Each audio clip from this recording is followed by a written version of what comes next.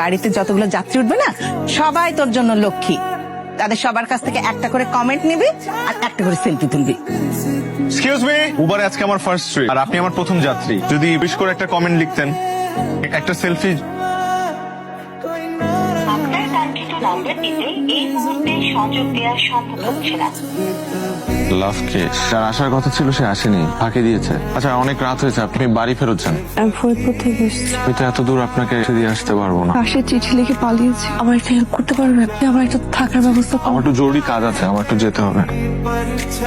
আপনি আমার প্রথম যাত্রী, বলতে গেলে লাকি চার্ম। চলুন, আপনাদের এখানে রুম খালি হবে? কি গার্লফ্রেন্ড কি ভাড়া আনছেন? আপনার নজর খারাপ। আচ্ছা, আমি আপনাকে বিপদে ফেলে দিলাম। আপনি এখন আমার জন্য আস্ত একটা বিপদ। এই হচ্ছে নারী জাত। সত্য কথা শুনলে পূর্ণিমার জোয়ারের মতো চোখে সমুদ্রের জল থই থই করে। নীলা, ডিয়ার চাচাতো সিস্টার, তুই বের হ, তো গেটের বাইরে। চাচি ঘুমাইছে? আমার রুমে লুকায় একটু ঢুকে গেলেই হবে। নীলা কে রে? বান্ধবী। তোর বান্ধবী তাই রাতে এত রাতে দেখাতে এমে বেরো। আমি আর মা, ছোট্ট সংসার। চলেন। সময় এসো। তোমার চাকরি ইন্টারভিউ কেমন হলো? তোমার ইন্টারভিউ কেমন হয়েছে? ভালো ভালো। থ্যাংক ইউ তোমাকে। Thank you so much. তুমি না থাকলে যে আমার কি হতো? ফ্রেন্ড? ফ্রেন্ড। তুমি তো আমার অনেক হেল্প করেছো। আরেকটা হেল্প করবো? যদি আমাকে একটা জব ম্যানেজ করে দিতে পারতাম তাহলে আমি এই শহরে থেকে যেতে পারতাম। আচ্ছা, আমি ট্রাই করবো। একটা শর্ত আছে, চোখে জল দেখতে চাই না আর। কিরে গাধা, কি লুকাচ্ছিস? না তো কিছু না। কি আশ্চর্য, দেখি না। তুই কিনেছিস? কার জন্য কিনেছিস? লাবণী, লাবণী দোস্ত, কালকে আমরা একটা জায়গায় ঘুরতে যাবো, বুঝছিস? তুই রেডি হয়ে থাকিস, ড্রেসটা পরে অবশ্যই। যা শালা, সারপ্রাইজ দিতে আসলাম কারে, দিয়ে দিলাম মারে। আমি তোমাকে এই ড্রেসটা কেন গিফট করেছি জানো? না। কারণ বড় একটা গিফট দেওয়ার আগে ছোট একটা গিফট দিয়ে নিলাম। খুলে দেখো, তোমার চাকরির অ্যাপয়েন্টমেন্ট লেটার।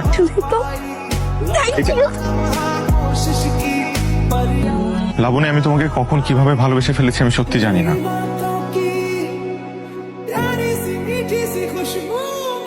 ভাইয়া, ওর কথাই বলেছিলাম। সাইম আপনার কথা আমাকে বলেছে। আপনার ব্যাপারে আমি সবই জানি। আপনি ইচ্ছে করলে আগামীকাল থেকে আমার এখানে জয়েন করতে পারেন। Thank you.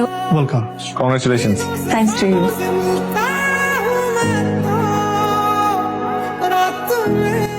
কি কিছু বলতে চাইছিলেন? সত্যি কথা বলতে কি, আপনার মেয়ে লাবণীকে আমার ভীষণ পছন্দ। সে আমার ছেলের বউ হিসেবে ঘরে তুলতে চায়। আলহামদুলিল্লাহ, আপনি যেভাবে ওকে আগলে রেখেছেন, আপনি চাইলে সারা জীবনের জন্য ওর অভিভাবকত্ব নিতে পারেন।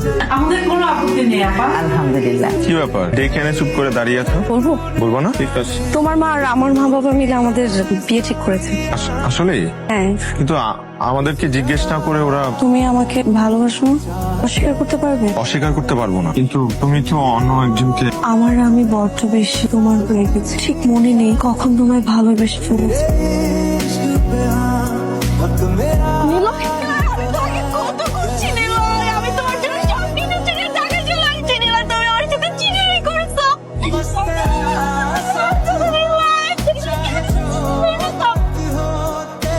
আমি তোমাকে ঠকাইনি লাবণী। সেদিন আমি তোমার কাছে ছুটে আসছিলাম, তো তাড়াতাড়ি তোমার কাছে যাওয়া যায়, তো তাড়াতাড়ি যাচ্ছিলাম। আর এই ছুটতে গিয়েই 2 সপ্তাহ কোমায় থাকার পরে যখন জ্ঞান ফিরলো, তখন জেগে দেখি যে আমার একটা পা নেই।